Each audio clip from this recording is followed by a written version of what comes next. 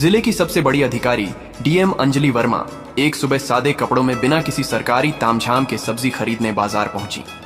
उनके चेहरे पर सादगी थी, चाल में आत्मविश्वास, लेकिन किसी को अंदाजा तक नहीं था कि यह महिला इस जिले की डीएम है।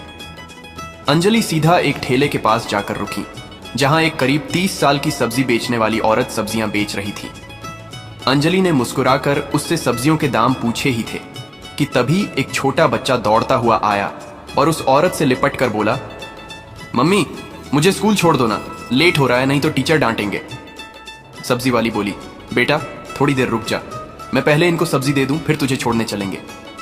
बच्चा जिद करता रहा, नहीं मम्मी अभी चलो ना प्लीज, बहुत देर हो गई है। यह सब देखकर डीएम अंजलि वर्मा का दिल पसीज गया।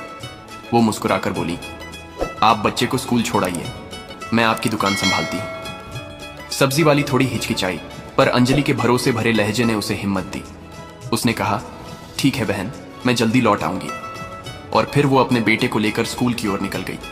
इधर अंजलि ठेले पर खड़ी थी, चारों ओर के माहौल को गौर से देख रही थी। तभी एक मोटरसाइकिल ठेले के पास आकर रुकी। उस पर बैठा इंस्पेक्टर राहुल सिंह था। उसने उतरते ही थोड़ा तंज में कहा, तू कब से यहां सब्जियां बेचने लगी? यहां तो एक औरत हुआ करती थी, वो कहां गई? अंजलि कुछ कहती, उससे पहले ही वह सब्जी वाली औरत वापस लौट आई। इंस्पेक्टर को देखकर उसके चेहरे पर घबराहट छा गई। झुककर बोली, क्या चाहिए आपको इंस्पेक्टर साहब? जो मन हो ले लीजिए। इंस्पेक्टर ने बेजा हुक्म दिया, आधा किलो टमाटर दे, 1 किलो भिंडी और आधा किलो परवल भी देना। औरत ने बिना कुछ कहे जल्दी जल्दी सब्जियां तौल दी। इंस्पेक्टर बिना एक भी पैसा दिए मोटरसाइकिल पर बैठा और चलता बना। यह सब देख अंजलि वर्मा स्तब्ध रह गई। कुछ पल खामोशी में बीते, फिर उन्होंने सब्जी वाली से पूछा, बहन उसने पैसे क्यों नहीं दिए? आपने उससे कुछ कहा क्यों नहीं? औरत की आंखों में मजबूरी साफ दिख रही थी। धीमे स्वर में बोली, बहन क्या कहूं, ये इंस्पेक्टर रोज ऐसे ही सब्जियां ले जाता है। जब कुछ बोलती हूं तो धमकाता है, कहता है मुझसे पैसे लेगी, अभी तेरे ठेले को उठवा दूंगा। मुझे डर लगता है, अगर ठेला चला गया तो घर कैसे चलेगा, मेरे बच्चे क्या खाएंगे, इसलिए चुपचाप दे देती हूं। यह सुनकर डीएम अंजलि वर्मा के चेहरे का रंग बदल गया। अंदर तक हिल गई वो। उन्हें यकीन नहीं हो रहा था कि कानून के रक्षक खुद कानून का मजाक उड़ा रहे हैं। उन्होंने गंभीर स्वर में कहा, बहन अब ऐसा नहीं होगा, मैं अब आपके साथ हूं। इंसाफ दिलाना मेरा फर्ज है।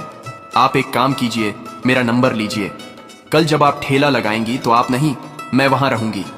आप घर पर आराम कीजिए, बाकी मैं देख लूंगी कि वह इंस्पेक्टर पैसे देता है या नहीं, और अगर नहीं देता तो मैं उसे कानून की ताकत दिखाकर ही रहूंगी। औरत की आंखों में आंसू थे, लेकिन पहली बार उनमें राहत और उम्मीद झलक रही थी। अगली सुबह अंजलि वर्मा ने एक गांव की औरत का भेष बनाया। ना कोई मेकअप, ना कोई पहचान। साधारण साड़ी पहने, सिर पर पल्लू रखे वो ठेले पर आ खड़ी हुई। ठेले पर ढेर सारी सब्जियां सजाई गईं। सब कुछ तैयार था। कुछ ही देर में वही इंस्पेक्टर राहुल सिंह अपनी मोटरसाइकिल पर वहां पहुंचा। इंस्पेक्टर राहुल सिंह ने अपनी मोटरसाइकिल ठेले के पास लगाई और घूरते हुए बोला, क्या बात है, आज फिर तुम यहां? वैसे तुम उसकी क्या लगती हो? कल भी तुम यहीं थी और आज भी। अंजलि वर्मा, जो अब भी गांव की एक आम महिला के रूप में खड़ी थी, धीरे से बोली, मैं उसकी बहन हूं, इसलिए आज उसकी जगह ठेला संभाल रही हूं। इंस्पेक्टर ने घिनौनी मुस्कान के साथ कहा, तो तुम तो अपनी बहन से भी ज्यादा खूबसूरत निकली, बहुत प्यारी लग रही हो आज। फिर आंखों से उसे ऊपर से नीचे तक देखता रहा और बेहुदे लहजे में बोला, वैसे छोड़ो ये सब, मुझे 1 किलो टमाटर चाहिए और साथ में थोड़ा धनिया और मिर्च भी दे देना। अंजलि ने बिना कोई प्रतिक्रिया दिए सब्जियां तौली और चुपचाप उसके हाथ में दे दी।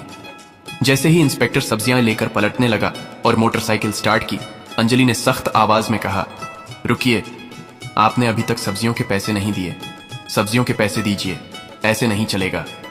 इंस्पेक्टर झुंझलाकर बोला, कौन से पैसे?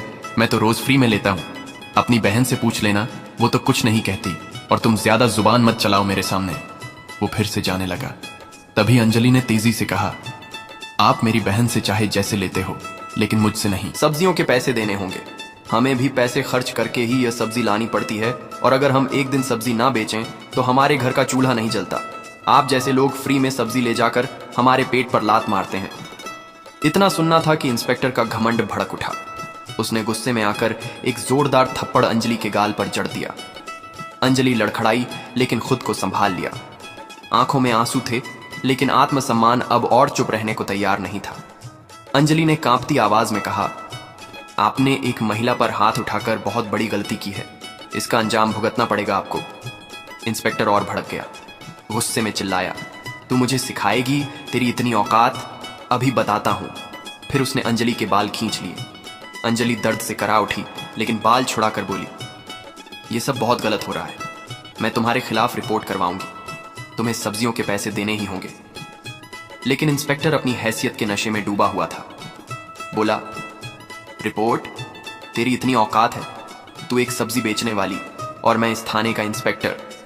मैं तुझे यहीं खड़े खड़े खरीद सकता हूं। ज्यादा जुबान चलाई तो उल्टा तुझे ही जेल में डाल दूंगा। इतना कहकर वह मोटरसाइकिल स्टार्ट कर वहां से चला गया। अंजलि गुस्से से कांप रही थी, लेकिन अब भी उन्होंने खुद को संयमित रखा। वह जानना चाहती थीं कि यह इंस्पेक्टर कितनी हद तक गिर सकता है। कुछ पल ठेले के पास बैठने के बाद उन्होंने सब्जी वाली को फोन किया और कहा, अब तुम ठेले पर आ जाओ।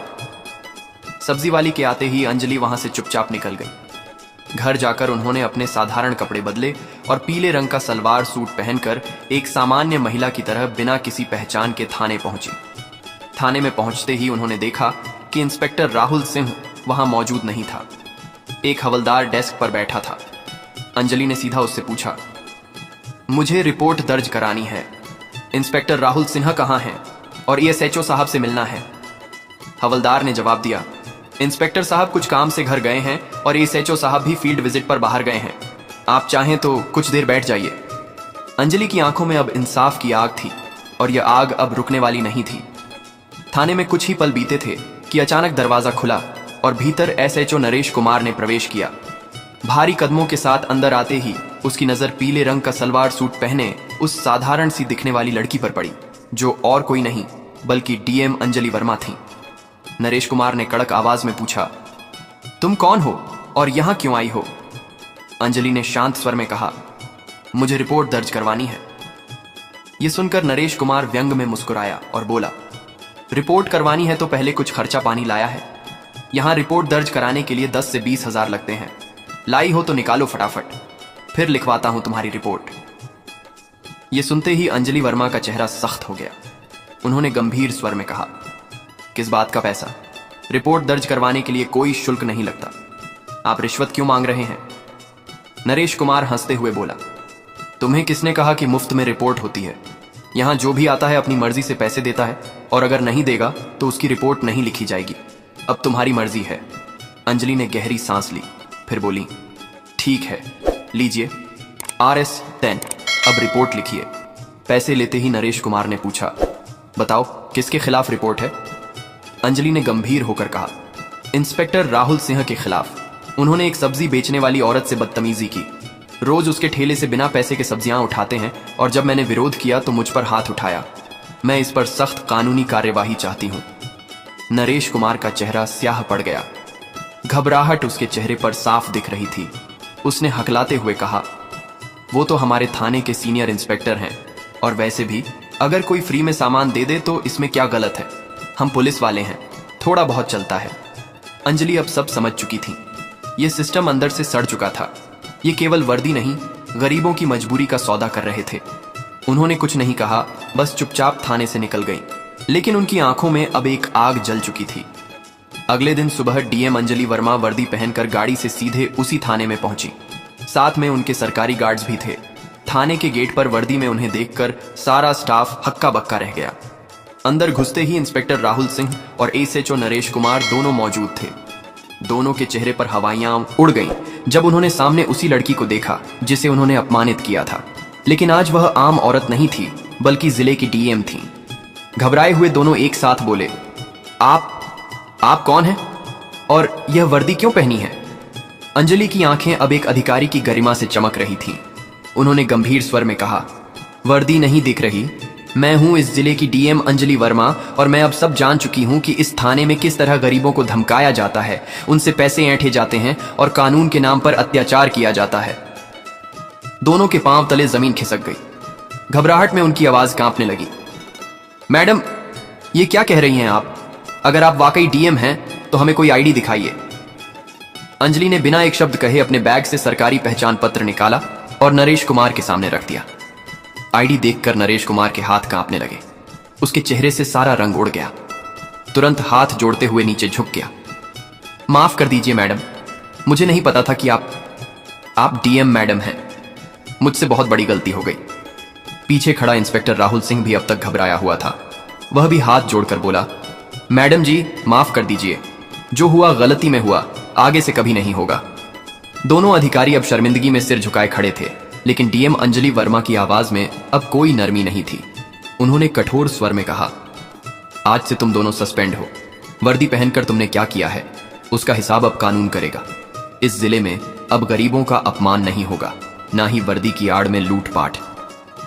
फिर उन्होंने पीछे खड़े स्टाफ को निर्देश दिया, इन दोनों को तत्काल प्रभाव से निलंबित किया जाए और इनके खिलाफ विभागीय जांच शुरू हो।